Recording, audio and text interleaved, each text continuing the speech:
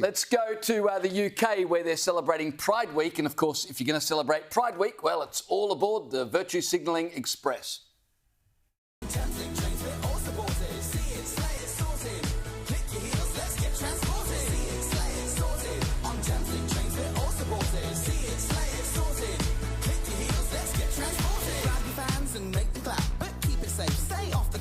Get on safely, stay behind the yellow line, and don't rush, babe, you'll make it on time.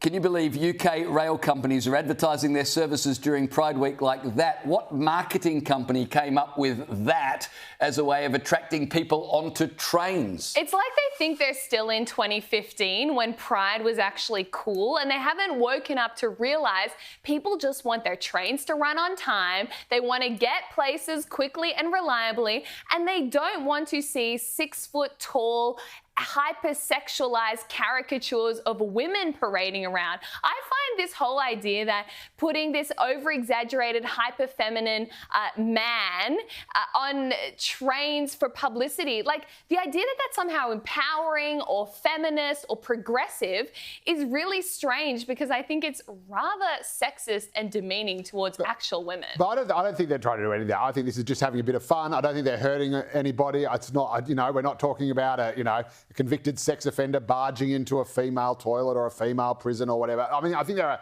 proper, robbing other, a trans woman robbing other women of their place on the podium at a sporting thing. I think there's times to be outraged, but this is surely just a bit of good fun and a way to promote public transport during Pride Week. This is a stupid commercial decision. It's not as stupid as the Jaguar commercial. People do not want this stuff. I mean, at least the song was catchy, but the actual content of it, people don't want that anymore. I don't think they mind it if it's a sort of one-eye. I think when it's one of those things where, all right, we are now gearing the entire organisation to this, or we have to have, trans bathrooms in the Department of Defence or whatever. Like, that's where people go, oh, really, are we doing this? But I think when it's just for that special week... No, I think people are really happy for Pride to be celebrated at Pride during Pride, but they don't want Pride everywhere else, including on their local train. And it's more than just good fun. It's ideological. Last year, during Pride in the UK, someone had the temerity to question the UK rail company about why they'd spent £58,000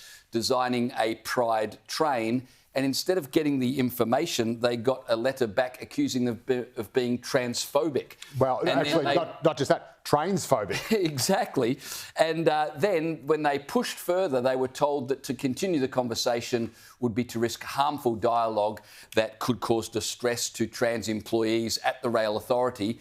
And it was only when this person complained to authorities that they ordered the transport company to provide the information as to why this money was spent, etc., etc. Yeah, well, that's obviously stupid. There's ideology behind the whole thing.